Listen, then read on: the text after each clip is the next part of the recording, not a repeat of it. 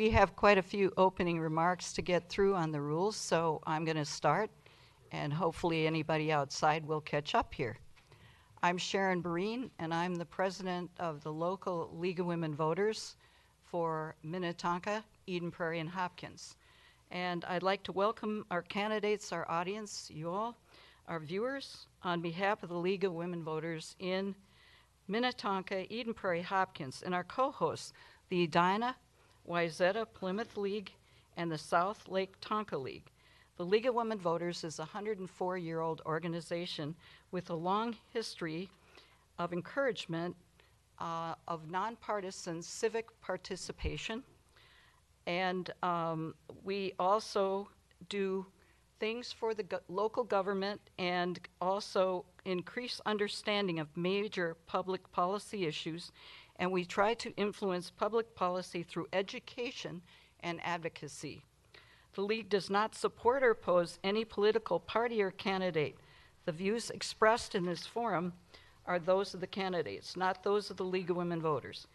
It is our purpose in sponsoring forums such as this to provide citizen voters with an opportunity to hear candidates discuss face-to-face the issues that are important to you and the questions that you submitted.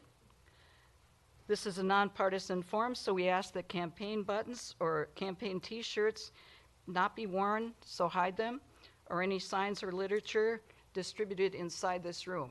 There are tables outside.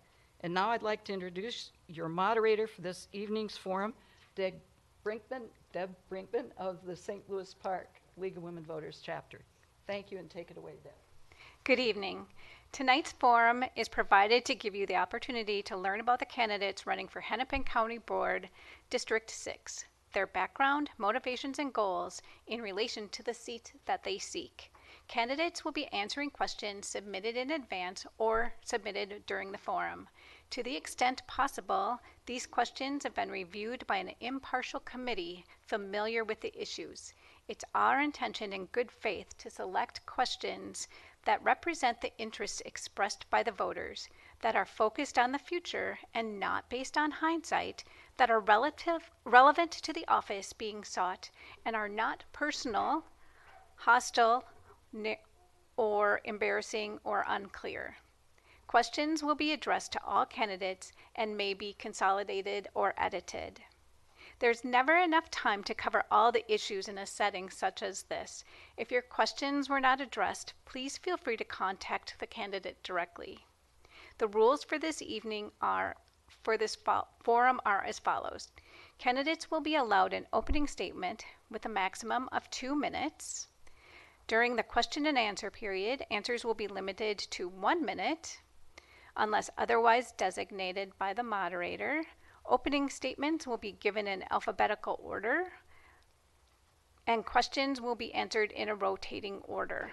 When we do the closing remarks, we'll switch the order so that we'll go backwards from there. A 15-second warning will be given to the candidates while you're speaking. The candidates will also be given the opportunity for a 1-minute closing statement. Candidates, please finish your sentence quickly when you see the stop sign or you'll be interrupted. We ask that there be no demonstrations in support or opposition to the candidates or their positions, and that the candidates be allowed their full time to get their points across. Recordings of this event, whether in person or by computer, may not be used without the express written approval of the League.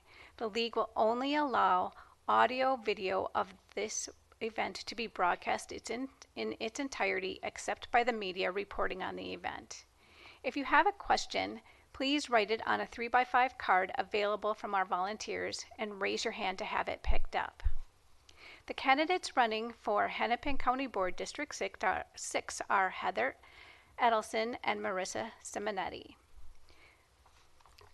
We'll now proceed with the 2-minute introductory remarks. First, Heather. Thank you, everyone, for being here, and thank you to the League of Women Voters for hosting this forum this evening, and thank you, Deb, for being a moderator. My name's Heather Edelson, and I won the election, the special election on May 14th. And since taking office, at the Hennepin County Commissioner's Office. I've been hard at work. We have hired 2 staff. We have met with all 16 of the mayors. We have 16 cities in District 6. I've been meeting after meeting of how the county works. It is complex. It is big, and we have a lot of pressing issues for our district. I was just out on Lake Minnetonka. Aquatic invasive species are a big issue. Water, Hennepin County and where we are with water, District 6 actually has the most water. And AIS, aquatic invasive species, are a huge issue that we're facing. Economic assistance and having staffing and making sure people are getting their needs met. Affordable housing.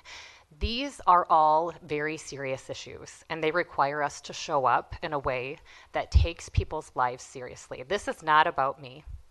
This is not about Heather Edelson when I come here.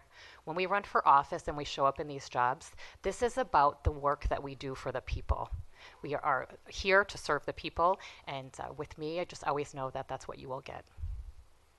Thank you, Heather. And Marisa.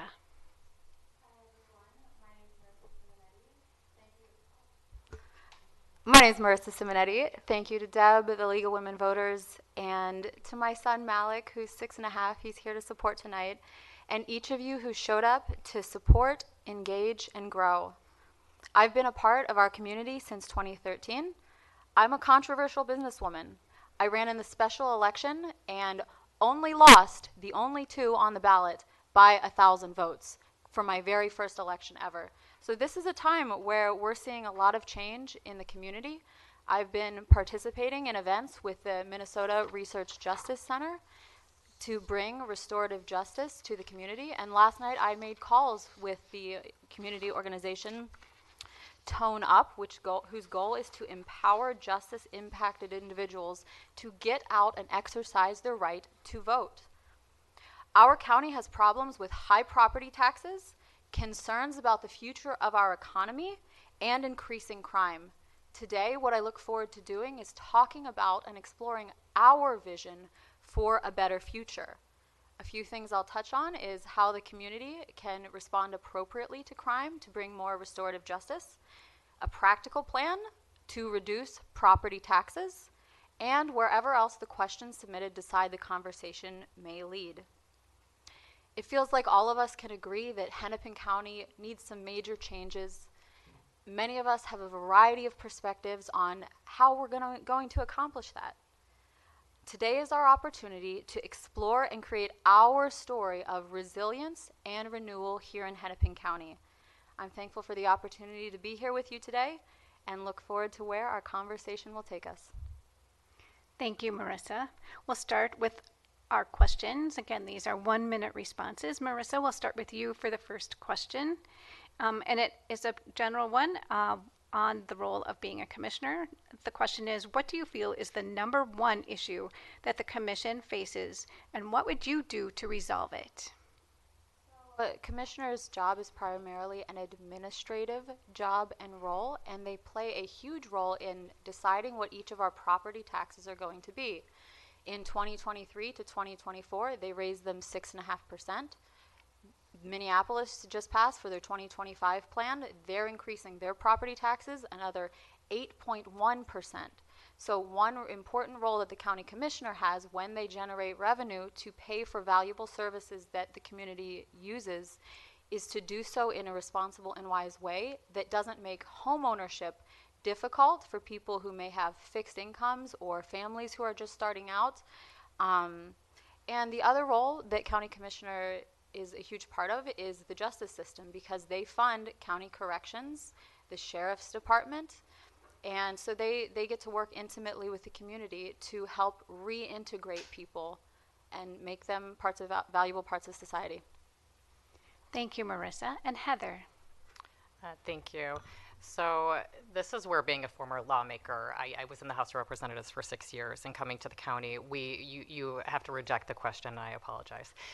There's not one pressing issue, there's multiple.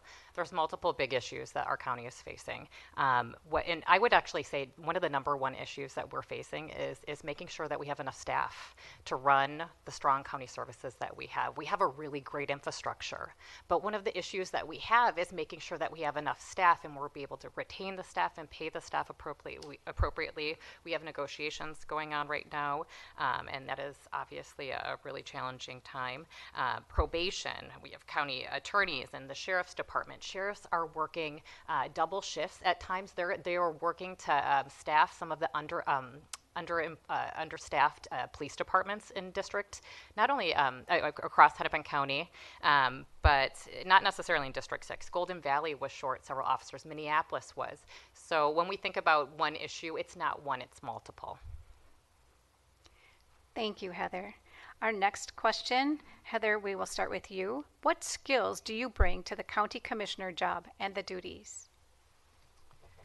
So part of being good at doing public service is making sure that you have good relationships, not only with the community members that you serve in the community. I have been on multiple boards and commissions. I've grown up in Hennepin County my entire life. But one of the things that it's not only having good relationships with the community as well as other elected officials, which I bring that great I already have this established relationship with the state lawmakers, but it's about having, too, what I bring is lived experience. I grew up to a single mom where we didn't have a car my entire life until I was 16, and I saved up working at Frank's Nursery and at SA gas station being a cashier to get my own car. I was the first one to go to college in my family. I understand struggle and what is going on for Hennepin County residents and just how life-saving these services are, because I was one of the people to receive those services. They were a lifeline for me and my family. And so what you get with me is somebody not only with lived experience, but that cares about people. Thank you, Heather. And Marisa? Thank you. Last night at the tone-up meeting, they had Attorney General Keith Edelson there. He's controversial to many. Love him, hate him, somewhere in between. He had a really touching message. And his message was, it doesn't matter where someone starts or their past, that could be the reason why they're qualified to take action. And so Hennepin County has been going through a lot of challenges. I've experienced a lot of challenges in my life, and I always land on my feet. So I'm someone who's not afraid to hold the line, who has a duty to defend. Many of you have seen the news, recent things that have come out, and as we continue to go forward, there will be more evidence showing that I made the right decision. So we've got much fraud in Hennepin County. We had the current commissioners try and push forward a 49% pay raise for themselves, to the outrage of many. We need someone, yes, 49% pay raise of their own salaries. So we need someone who has a duty to defend and is not afraid to take a stand. Thank you. Thank you, Marisa. The next question, we'll switch topics. We'll talk a little bit about the budget. So the budget you'll be managing you'll need to work with all the other Hennepin County commissioners. Marisa, we'll start with you with this question. The question is, what strategy will you use to manage that budget when you'll need to work with all the other commissioners? It feels like everyone has alignment of vision, that all the commissioners want Hennepin County to be better. There's just a little variation on how they see that happening. Because commissioner is a financial administrative job. It starts with the same exact way that you and I do in our homes and our families. Where can we optimize things? Where can we make an alternative this for that may be a similar product but a cheaper price? We have things like the HERC that drive up costs to Hennepin County Medical Center through the pollution that they put on minority communities.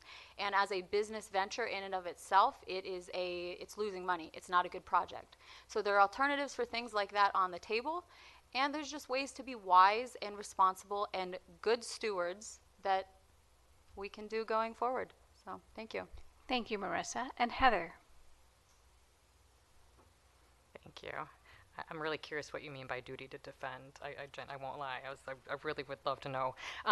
So with that budget, So we just started the budget process. Yesterday, we set forth the max levy at 5.5%.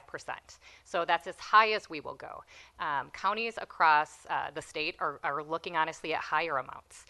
We understand that we need to balance ensuring that people can stay in their home and they're not priced out. We have things like people's home insurance that has skyrocketed because of climate change. It's a huge issue.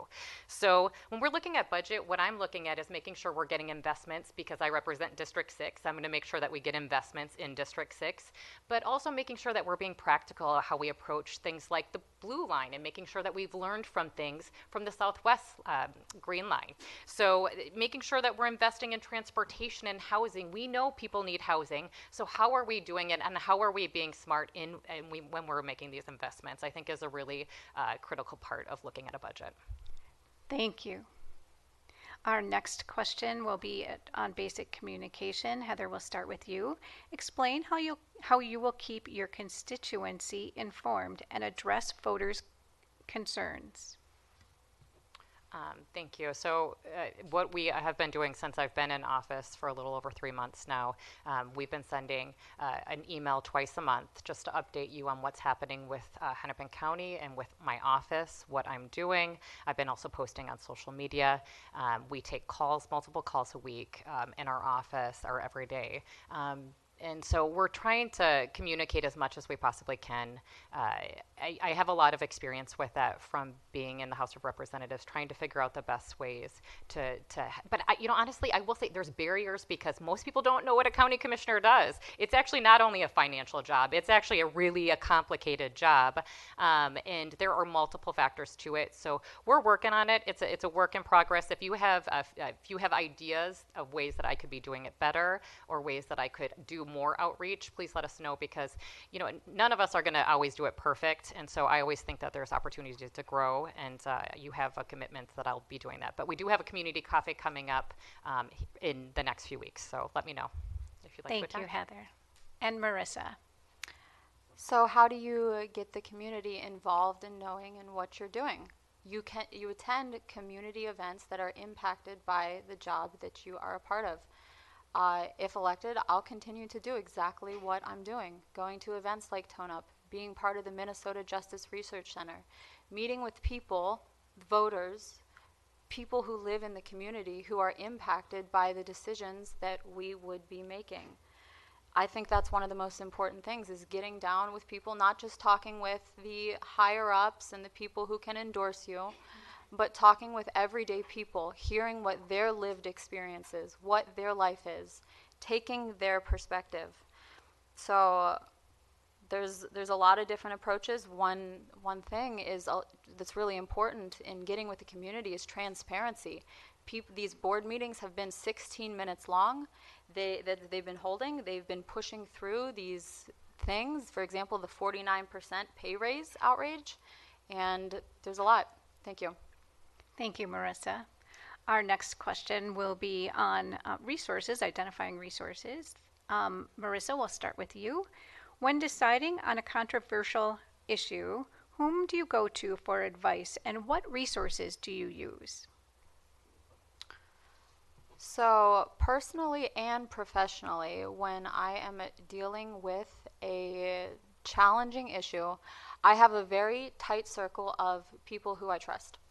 And there is a matrix by Simon Sinek, and he talks about Navy SEALs. And there's a high trust and high competency people.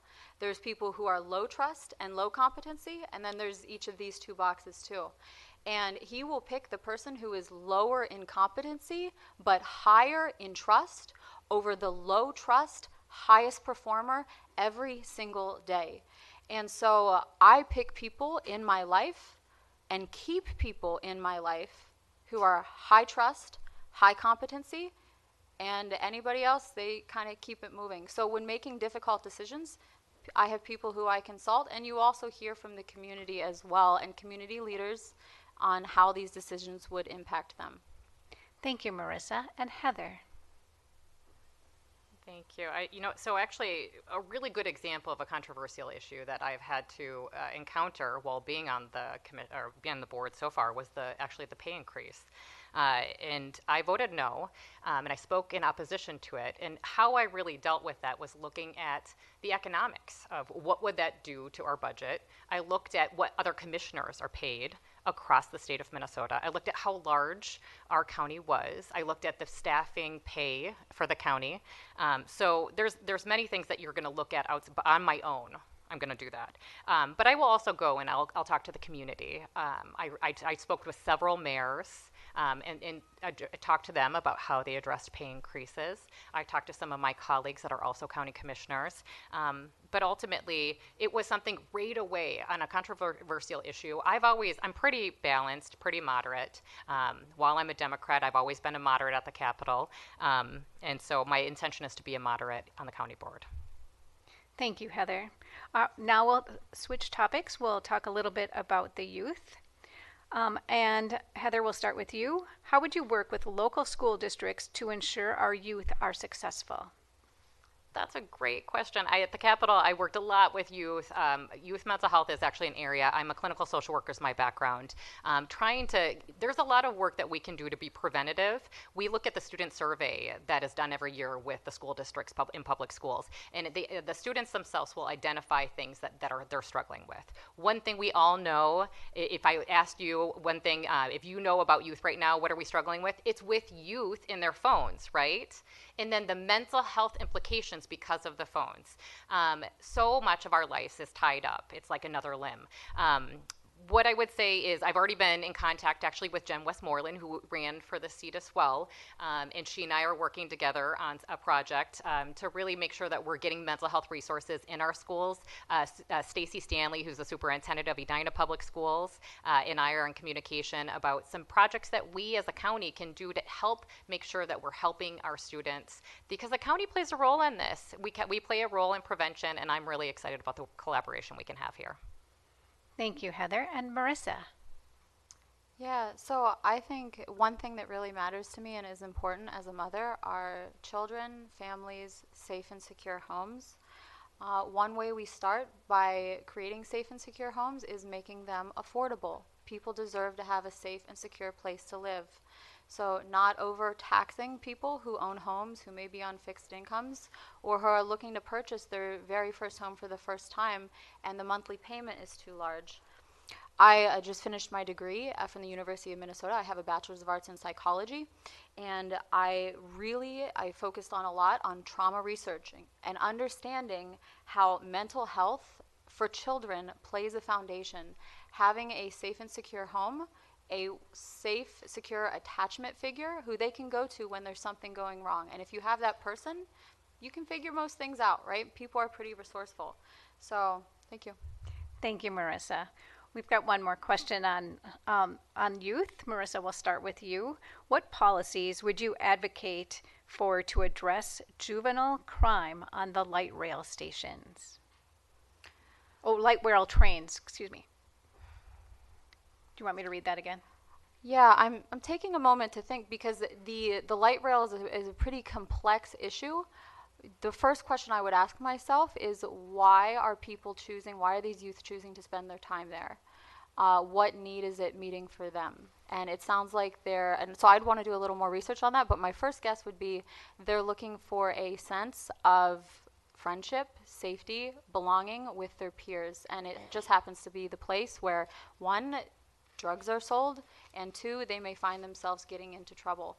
So this seems like something that could be addressed on the community level by having people in their lives, whether it's teachers, parents, friends, neighbors, who provide a positive alternative. There's great youth programs, whether it's football after school or painting or some sort of art, which give children redirect and say, well, what about this? Or what about this? What are your passions? What are your interests? And channeling that same energy, that youthful energy, into things that build the community and grow. So I would love to see programs like that invested in. Thank you, Marisa. And Heather? Thank you. Well, that's a good question. It's actually, last year at the Capitol, there was lots of violence that we were dealing with on the light rail. and it was more specifically with adults, and a lot of it actually, you guys, was there was a lot of drug use. There was a lot of fentanyl, there was a lot of crack use, and so we were trying to get in there and try to figure out how we can address some of those issues. So we did pass along, we worked with Met Council to make sure that we have people that are going to be walking the trains, violence disruptors. We have more police, but it's almost like a safety advocate. There's a name and I can't remember. But ultimately, with Southwest Light Rail opening up in 2027, I mean, please let there be no more delays, right?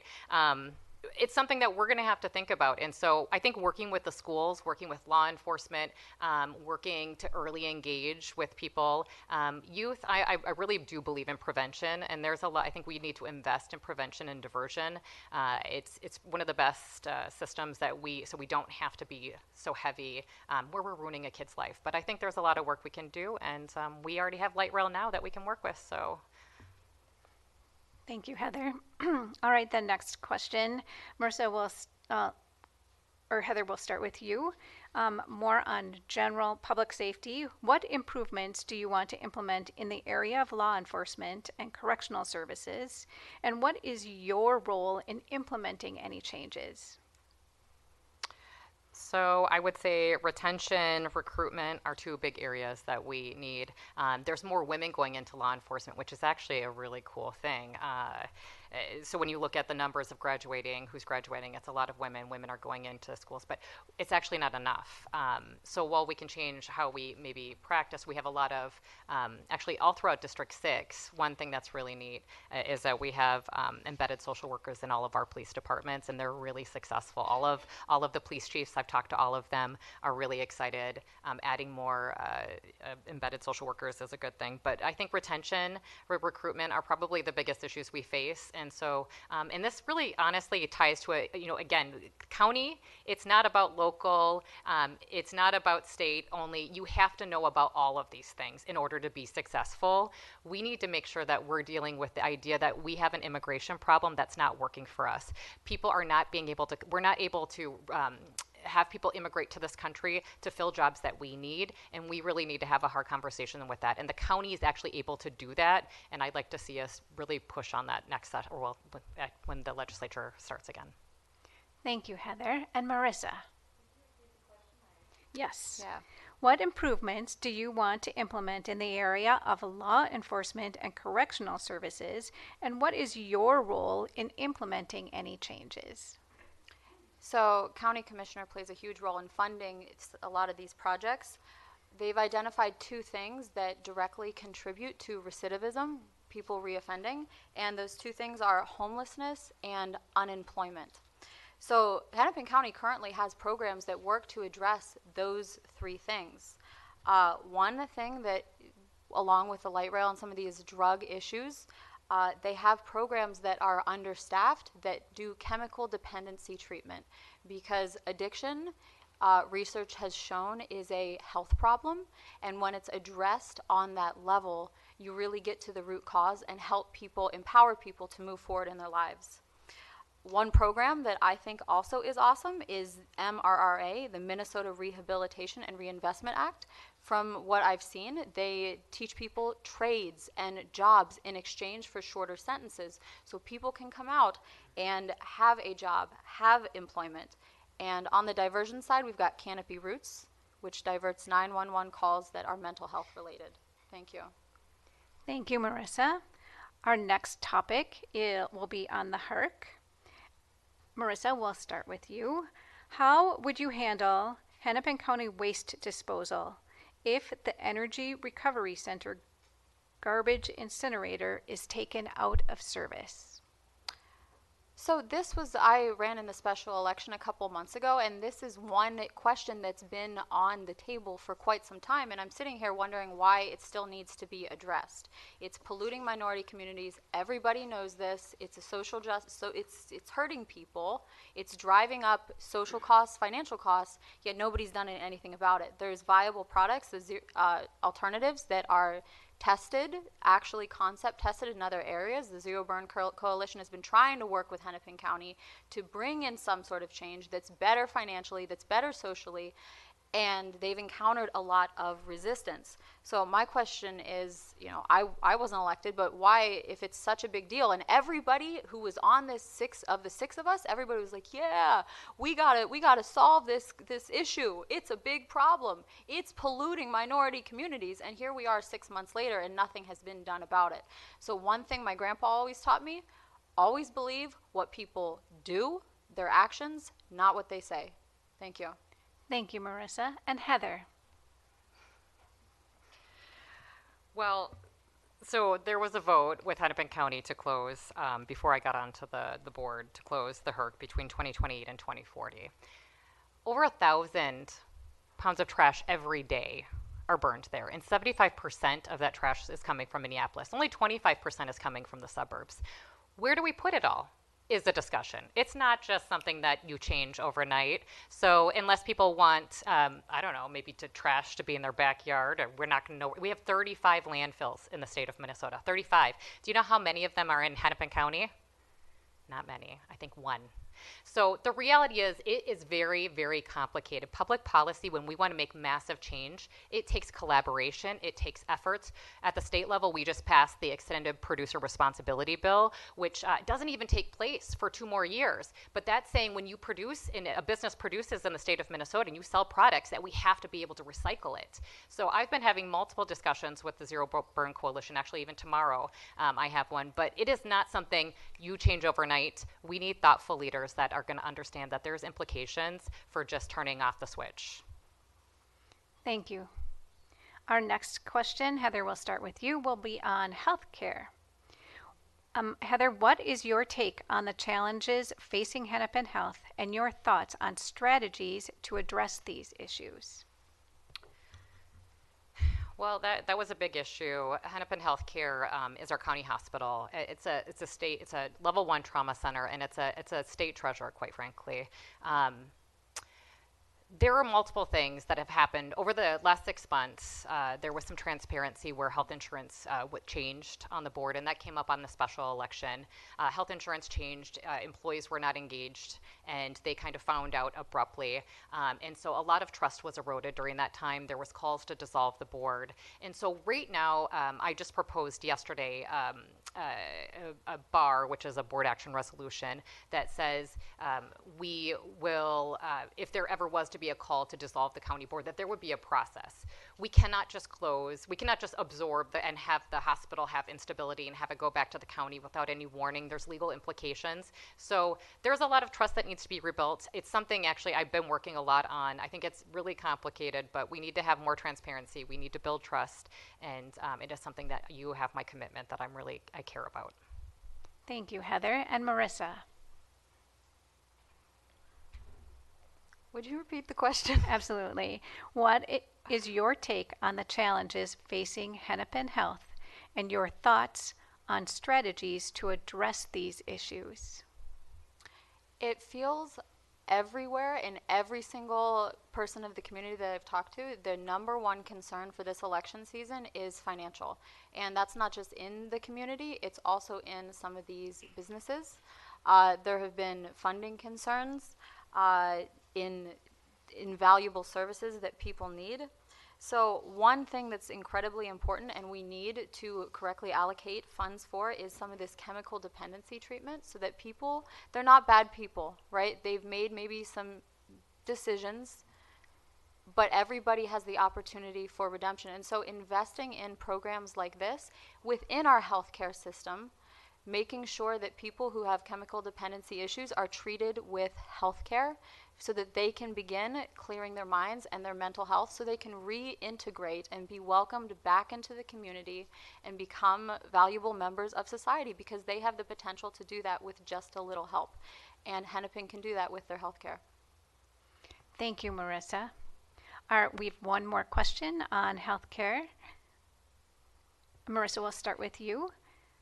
Pain is a major healthcare expense, and non-drug pain management options should be considered. Currently, acupuncture is covered by some insurance companies, but not all. Would you support a bill that mandates insurance coverage for acupuncture as a treatment for pain? Why or why not? I grew up. I was homeschooled all 12 years, and my parents did a lot with chiropractics, acupuncture, and natural medicine. Now, if you have a broken bone, you want to go to the emergency room and address it on that level. But for some of these other things, there can be other ways to address it. And I think acupuncture, chiropractics, for some people, when they talk, this is not medical advice, I got to give the disclaimer. When they get that, when they talk with their doctor and they say this could be beneficial for you, the benefits outweigh the risks, they could possibly give it a try. And it's all about having choices and allowing people to make choices for themselves, to empower people. And so I think it would be great and awesome if people had more choices when it came to their bodies, their bodily autonomy, and their health care. Thank you, Marissa. And Heather. Thank you. And, I just want to address one other thing from Hennepin Healthcare. One of the big issues that our county hospital faces actually is uncompensated care and reimbursement rates. The Medicaid reimbursement rates need to go up.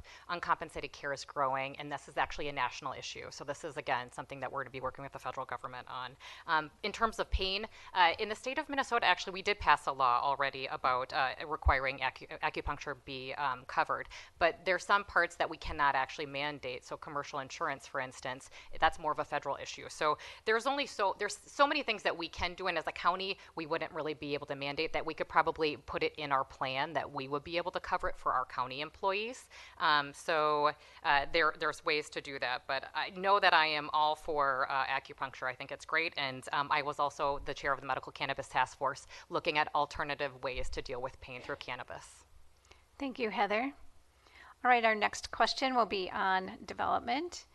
Heather, we'll start with you. A major responsibility of commissioners is to promote economic development. Please give specific ways you will be able to do that.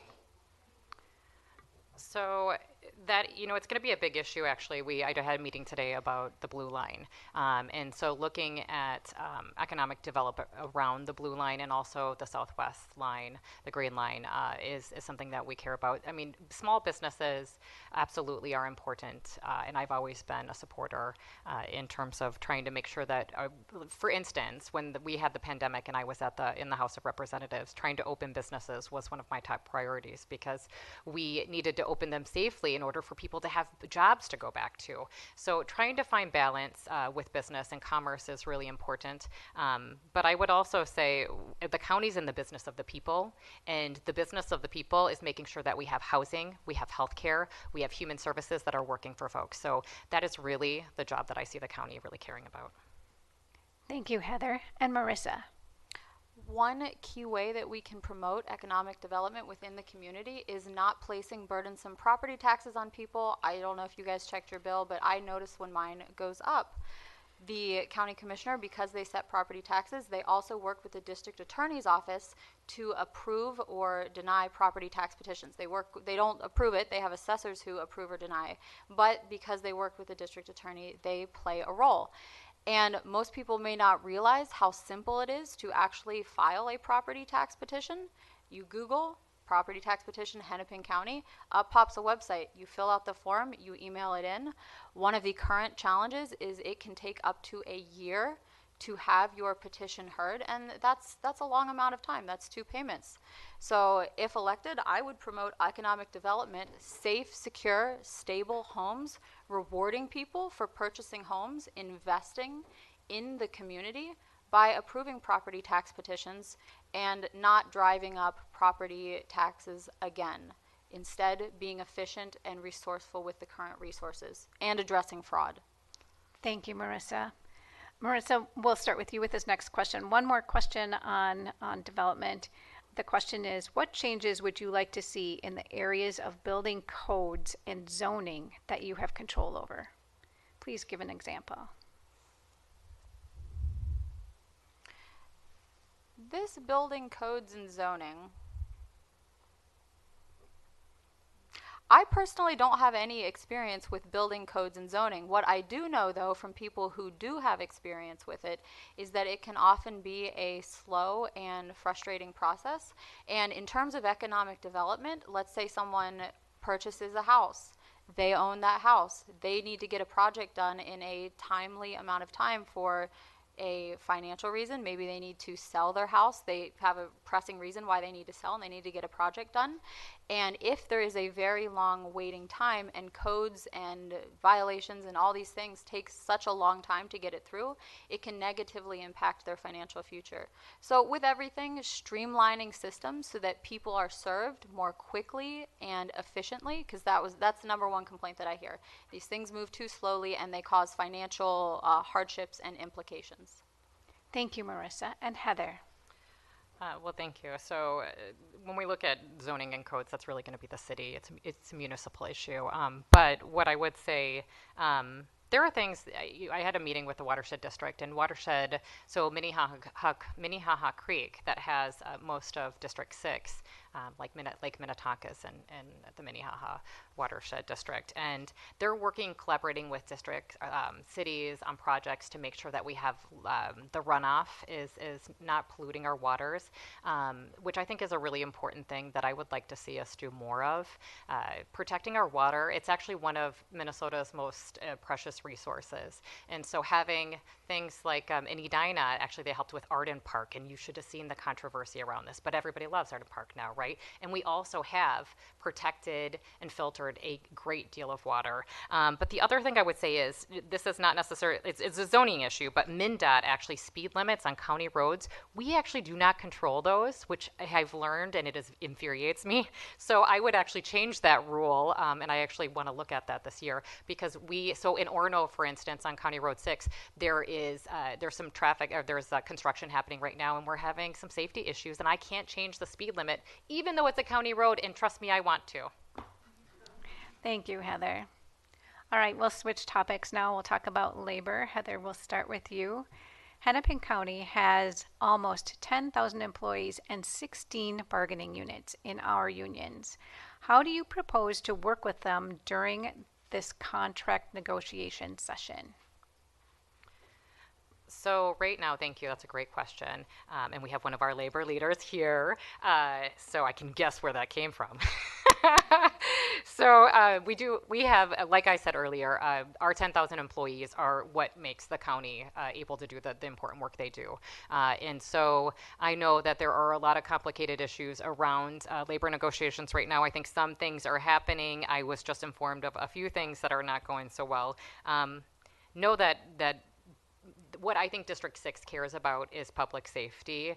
And so if there's any issues around that, and honestly, in retention of our employees in Hennepin County, I will definitely step in when we need to. And so I'm gonna let the labor process work right now, but if needed, I definitely understand that our district really cares about making sure the county is able to do its work. We cannot do its work as being commissioners alone. It requires all of those employees, those well-trained, dedicated employees, and I know that. Thank you, Heather. And Marissa. Contract negotiations. I think the most important way, in my experience, working with people, you sit down and you listen with them and you talk about what are their needs, wants, what's their vision to move forward for the future, because everybody, like it or not, has to find a way to work together. And one thing I think that is excellent from 2023 to 2024, the Hennepin County employees, people working, did receive a pay raise. And I think that's great because the cost of living have increased substantially. People are feeling inflation. They're feeling increased expenses. Crime is up, and so that drives up property taxes. It drives up your home insurance rates, your car insurance rates. And so with working with the 10,000 employees, it seems like there's a lot on the table that's currently working. And so if there's an issue brought forward, you hear it out, you listen. Otherwise, let a good thing work. Thank you, Marissa. We'll start with you with this next question, and the topic is on emergency management.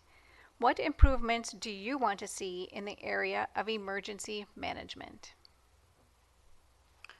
So correct me if I'm wrong, but the emergency management that it sounds like we're talking about would be, it sounds like a 911 call. Right. Everybody's looking like maybe yes, maybe no. I'm going to take, 911 call. So one program that has been really incredible is Canopy Roots. And so when someone makes they're currently an organization here, when someone makes a 911 call and people feel that it may have more to do with a mental health challenge and need a more trauma-informed, gentle and kind de-escalation response, they send out people from their team as an alternative to the police. And they've had really good success with that in Canopy Roots because they're able to de-escalate conflict, which results in less lawsuits to the county. There's been some controversy, to say the least, towards police. And so when we have alternatives and options and choices, we can get better results. Thank you, Marisa. And Heather. Thank you. This is actually one of the big issues for District 6 from meeting with all of the fire chiefs and the police chiefs. So Edina has its own EMS. So we have our firefighters are also paramedics, which is essentially EMS. Outside of that, the 15 other cities in District 6, they use North Memorial or Hennepin Health to do their emergency response. And those times can, how Hennepin Health does it is they have stations where you might be at Hopkins or you might be at Minnetonka City Hall, somewhere, so in the vicinity, and then they're gonna respond to calls, but they might get called to another call in, say, Minneapolis or another area. The response times are challenging. I know that there's a lot of discussions at the state level we've been talking about for years on this issue. It's a huge issue actually in rural Minnesota. So I think it's something that we're going to have to visit. I know that there's been conversations about having 2 paramedics in response. We're not going to be able to staff that. There's just not the people to do it. So I think it's honestly a big pressing issue. I know the firefighter chiefs in District 6 are on fire about this issue. I'm well aware of it. And really trying to have conversations to figure out what we can do to improve response times. Thank you, Heather. All right, we'll switch topics now and we'll talk about people with disabilities. Heather, we'll start with you. What else should we be doing to support people with disabilities in Hennepin County District 6? Is it starting with me? Sorry. Yes, Oh, please. okay, good. Sorry, I did not hear that. Okay, there are so many things that we need to do. Honestly, it's hard to make a list, but there's min choices assessments, which they are slow, they are lagging. So a person, I kid you not, this is the thing that has to happen. So a person that has a disability that could be for the rest of their life, maybe they're in a wheelchair for the rest of their life, they have to sometimes have an annual certification it's the same way. That creates a barrier for that person, and we can do better. So this is where the county and the state need to work together to figure out how to improve how we treat people with disabilities. Is it we want to make sure there's no fraud? Sure, but can we value the fact that we are creating a barrier for that person that has a disability? So honestly, that there's some assessments and things that we've been looking at for the Capitol, and that I think at the county I would like to make sure that it goes on our intergovernment relations, which is our essentially county priority list. That's one thing that I definitely would like to address. But there are other issues, just making sure, okay, I have to stop. I will love to talk to you about this after, though. Thank you, Heather and Marisa. I'm sitting here thinking of the roles of county commissioner and the things that they fund. One thing that they fund are the public libraries, and I've seen some really cool programs. I take my son to our local public library, and they always have something going on, whether it's a reading time or some sort of community event where people can get together. And I think that's one positive way, that because everybody wants to feel like they're a meaningful contribution, whether you have a disability or not, right? You're still a human being, and in your heart, when you feel like you're contributing in a meaningful way, you feel good about yourself. So I would look to find ways within the county that we can, no matter whether someone has a disability, doesn't have a disability, channel their unique talents and abilities into providing a meaningful contribution to the community. That's non-specific, but I think that's where I'm going to leave it. Very good. Thank you, Marisa. Marisa, we'll start with you with this next question. What role do the county libraries have in helping to address literacy? So I remember being a little girl, and because I was homeschooled, my mom would take me, I was the oldest, my brother, and my sister up to our local library, and we would do the song and story time for many, many years. Afterwards, we would pick out books, and she would read them to us during the day at home. We'd read them to each other. I was the oldest. I'd read them to my siblings. I remember reading the Boxcar Children books, The Curious George, all of those. And one of the biggest predictors of your children's success is just sitting down and reading them books. My son and I go to the library, and right now he's on Max and Ruby books. So taking that time, the library provides an opportunity where it's always fresh, always exciting. You can go and you can find a new book, and you can sit down with your kids and read. It comes back to the level of home and family and being there with the people that you love and supporting their growth. Thank you, Marisa. And Heather. Thank you. So literacy is really important to me. I have dyslexia. Our twin sons have dyslexia. As somebody growing up to a single mom in a school that had not a lot of resources, I didn't have intervention. Our sons now go to Groves twice a week for reading intervention. But at the Capitol, I was the author of the READ Act, and I worked on literacy for 6 years. One of the things actually that I worked on was making sure that we had the best practices. Do you know that only 50% of our kids are reading at grade level right now? So take like half of this room, and only half of you can read. And then tell me how successful you're going to be at life.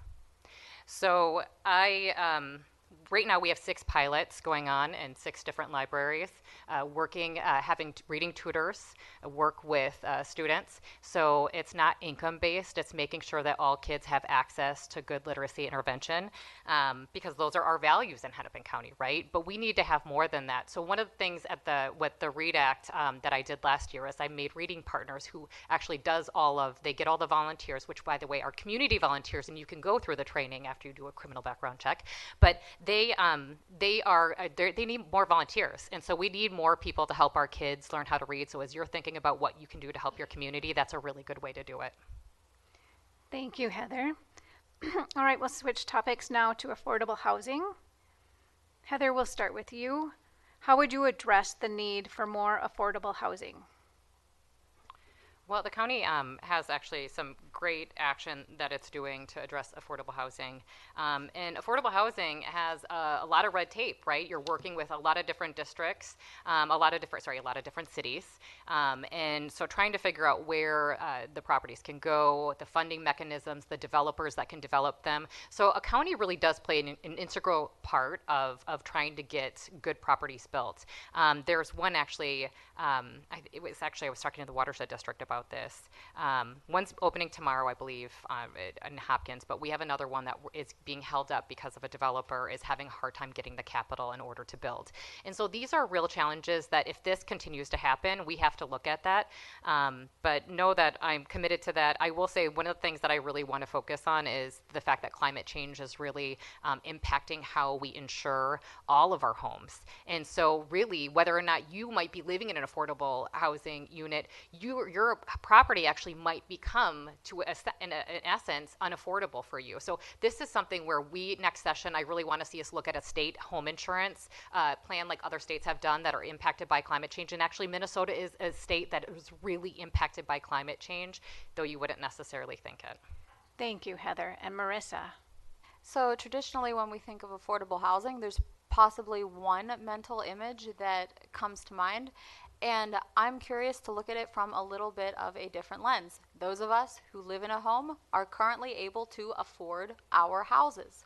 And so it's finding a balance, right? There are programs and services who provide the first type of affordable housing that we think of to meet that need for people who need support, but also addressing the crime within the communities drives up property insurance. It drives up our car insurance. When you put in your zip code, if there's been a lot of crimes in that area, your rate's going to be higher. And just by changing the zip code and testing it out, you can see just different prices based on the location.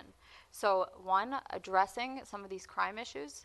Two, approving the property tax petitions for people so that they haven't personally benefited from the alleged equity increases of their home. And so why should their property taxes go up? So approving property tax petitions, addressing crime appropriately. Thank you, Marisa. This should be our last question this evening, and it is on climate. Marisa, we'll start with you. What is Hennepin County's current plan to adopt to longer-term climate change trends and to respond to extreme weather events attributed to or exacerbated by climate change? And which parts of that plan have been achieved? So one thing we probably all, there was a big, I don't know if you guys remember, there was a couple weeks ago, a huge storm, everything got dark, there was, I don't know if we had hail, I just knew I was out at an event with my son, and that was quite an exciting ride home. But on the way, we had multiple alerts on our phones that let us know this is from Hennepin. There's this, before the storm, the torrential rain, the black clouds started going down. We should start heading out and heading back home. So prevention is always better than cure. And so letting people know ahead of time about some of these storms and weather issues. Two, people say that there's a lot of trash, a huge amount of garbage. We can't put it all anywhere.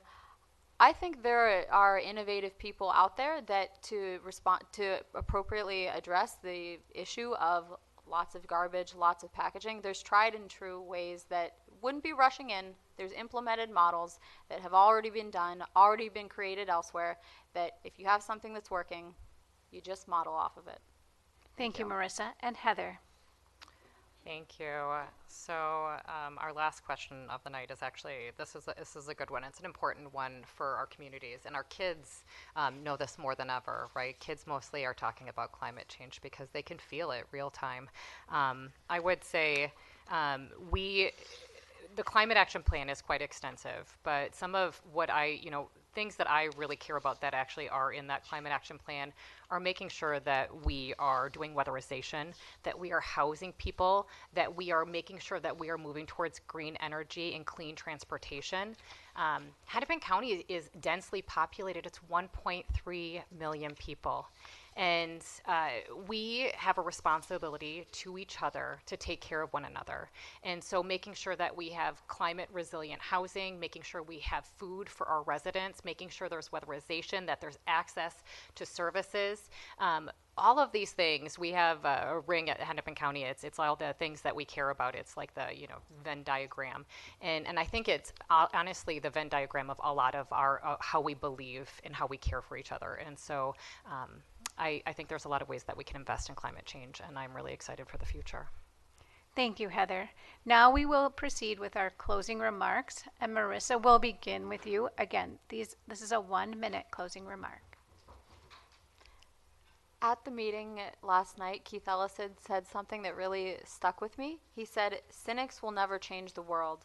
The people who change the world are the ones who keep trying and never give up.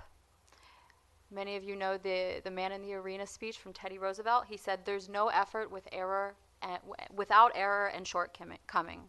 So we all have the opportunity to partner together in the community to preserve the American dream of home ownership, bring more restorative justice to our community, and continue creating a ever-evolving, better vision of a future.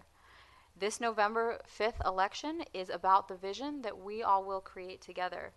It's about all of us, the we, not the me, and it's about the future and legacy that we leave for those that we love. Keith Edelson said, it's not how many times you fall. There's a documentary going around called The Fall of Minneapolis. You guys have probably seen or heard. It feels like right now is the time. Minneapolis may have fallen, but it's time for Minneapolis to get up again. It's time for Hennepin County to get up again. And all of us rise by lifting each other up. Thank you, Marisa. And Heather. Well, it's good to see all of you tonight, and thank you for coming out. I know that when you are looking at your evening, you're trying to decide what to do, and thank you for showing up. It means a lot. So I will tell you this. The Heather Edelson you see right here, that's talking to you right now, is the Heather Edelson you see on social media. It's the same person that you see out in the community doing the important work to make sure that we're taking care of each other. There are not two different versions of me. And I think that we need balanced representation. That's what you get with me. You get somebody that turns out, that shows up, that sometimes will disagree with you. That is definitely something that I have done with people. But ultimately, we need government to have serious discussions and really figure out how do we find solutions. Because when we're talking about labor issues, you know what labor wants? Labor wants to get paid so that they can send their kids to the schools that they need to go to, or that they can go on to college, or that they can do, they want us to show up. And so this is how we do it. We show up, we go to these forums, we figure out who's the best candidate, and I will tell you, I hope to have your support because I've been working really hard. And with me, you get what you see. Thank you so much. Thank you, Heather. This concludes the Hennepin County District 6 Candidate Forum. On behalf of the League of Women Voters, I thank the candidates for being part of the democratic process by running for office and for being willing to serve our community. Thank you also to the League of Women Voters volunteers, our audience here, and those viewing this event virtually for your participation in this candidate forum. Thank you to the Minnetonka City staff for supporting this event and for Comcast for broadcasting live streaming, and recording tonight's forum. On-demand viewing can be accessed at lwvwpa.org. For additional election information, we encourage you to visit vote411.org, the League of Women Voters award-winning one-stop shop where voters can register to vote, find their polling place, and learn how candidates stand on issues. Please remember to vote in the November 5th election by absentee ballot or in person. Your vote is your voice.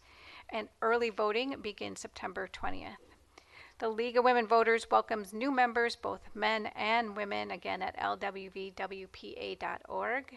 This ends the candidate forum tonight. Thank you and good night. Let's please give our candidates a round of applause with saying thank you.